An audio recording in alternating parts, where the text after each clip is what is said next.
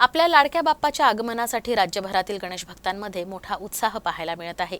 गणरायाच्या आगमनाच्या जल्लोषात एकीकडे भक्त मंडळी लीन असताना दुसरीकडे पोलीस दलाकडून सुरक्षेत कोणताही कसूर होणार नाही याची दक्षता घेतली जात आहे। तर अमरावती मनपातर्फे आयोजित गणेश मूर्ती खरेदी विक्री प्रदर्शनाला चांगला प्रतिसाद मिळत आहे। संपूर्ण अमरावती जिल्ह्यात बाप्पाचं आगमन धूमधडाक्यात झालं। सकाळपासूनच बाप्पाला घरी नेण्यासाठी शहरातील नेहरू मैदानात भक्तांची गर्दी पाहायला मिळाली।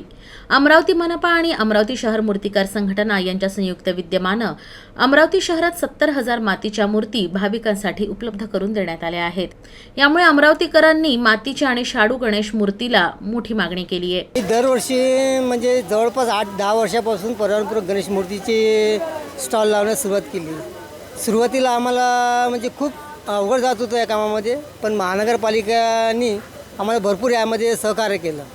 त्यांच्या सहकार्याने इथे आज नेहरू मैदान हे जे आहे मातीच्या गणेश मूर्तीकरिता राखीव करण्यात आलं आणि त्यामुळं इथे बरंचसं म्हणजे गणेश भक्तांना पारंपरिक मातीची गणेश मूर्ती उपलब्ध होते आणि ते खुशीने इथून पारंपरिक गणेश मूर्ती घेऊन जातात। अमरावती मनपानं समस्त अमरावतीकर जनतेला मातीच्या मूर्ती बसवण्याचं आवाहन केलं आणि त्या आवाहनाला अमरावतीकरांचा चांगला प्रतिसाद मिळाला। यामुळे यावर्षी मातीच्या मूर्तीला मोठ्या प्रमाणात मागणी आहे। अमरावती महानगरपालिका व कुंभार समाज यांच्या वतीने मागील 3 ते 4 वर्षापासून पर्यावरणपूरक गणपती या उपक्रमाचं आपण आयोजन करत आहोत।